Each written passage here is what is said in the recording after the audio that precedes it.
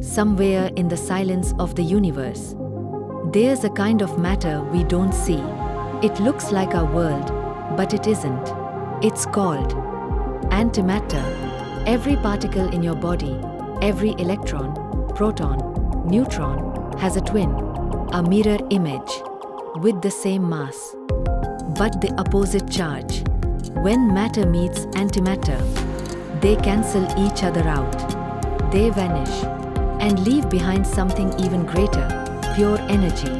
The most powerful energy known, born in a quiet goodbye. But here's the strange part. The Big Bang should have created equal amounts of matter and antimatter. Yet here we are, a universe made only of matter. So where did all the antimatter go? No one knows. Not yet. Maybe the universe is still keeping a part of itself hidden, just like us. Antimatter, the mirror of all we are, and all we might still understand.